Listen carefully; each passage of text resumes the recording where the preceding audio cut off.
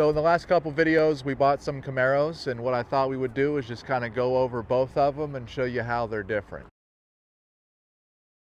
So first of all, this is a 1969 Firebird that someone turned into a 1969 Camaro, and we know that because the first letter in the VIN number here starts with a 2, and that's for the division of Pontiac. If it was a Camaro VIN number, it would actually be a 1, and we're in luck because I do have a dash pad here for a 1969 Camaro, and we can see that it does start with a 1. Now, another thing that's different between these two cars is the dash itself.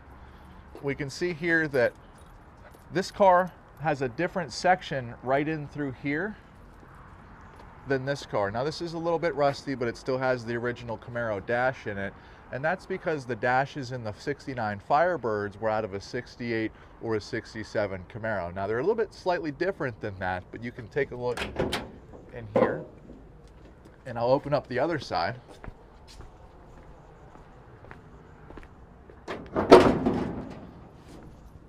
And we can see that the whole metal structure of this dash is going to be different than a 69 Camaro. The actual glove box here is a lot longer, and I'll open up the door on that side so you can see that here. Here, Bing. This is my my dog Bingo. He's a golden retriever dachshund mix. We can see here on the glove box on this car that whole metal structure is just different than the Firebird. When you're buying these cars, now that I have the doors open, you want to make sure that you get as many pieces as you possibly can. So, for example, this is a Camaro door, of course, and it came with the deluxe handle on it here, but it has all the window mechanisms on the inside.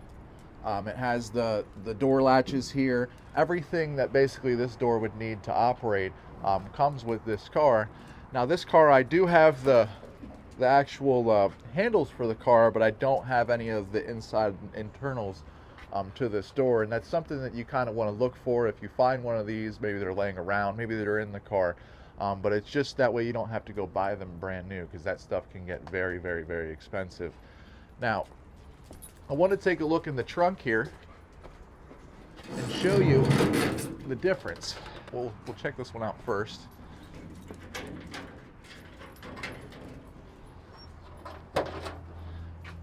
And you can see that the inside of the wheel wells on this car haven't been changed or anything. When I built my car, I put 18-inch rims on it, and it has 275 wide tires. And whenever someone sat in the car that was over like 150 pounds and the car kind of settled into place, it would actually rub the wheel wells. And I can show you that kind of on the car over there.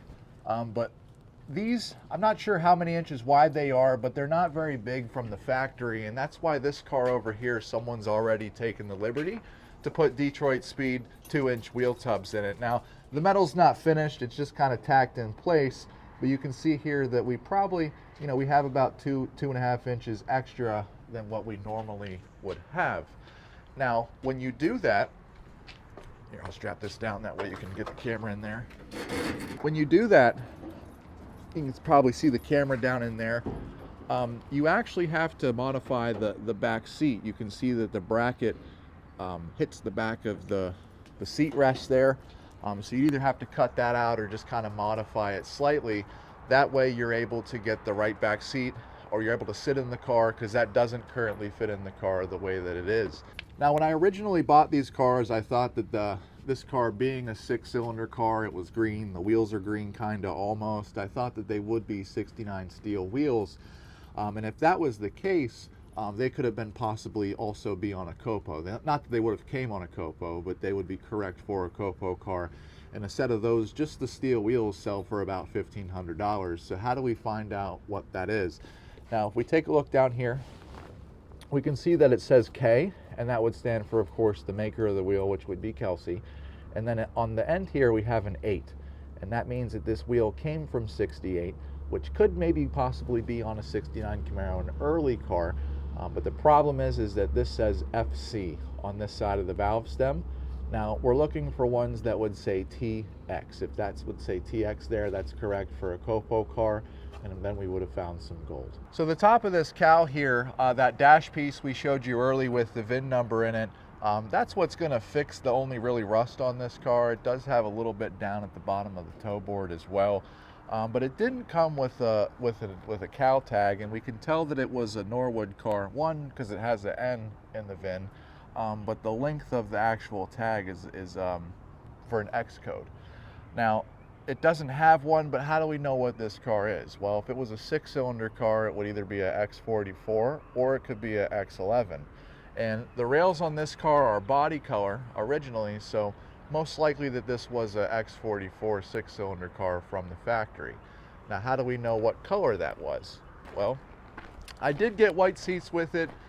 There's really no way I can tell if those seats would have originally came with this car, but if we look right here on the firewall, we can see that it has a D, and then it says GRN, and that would stand for dark green or fathom green. There were several different greens that you could get in '69, and this was just wrote in here with the grease pen, and it's pretty cool because the pen, or the grease pen that they used, you can find these cars, 30, 40 years later and still read the color on the firewall. So something that's pretty neat for you there. Remember that both of these cars are for sale. This car is in very good condition metal-wise, and that car has brand new metal on it. It just needs to be welded in correctly.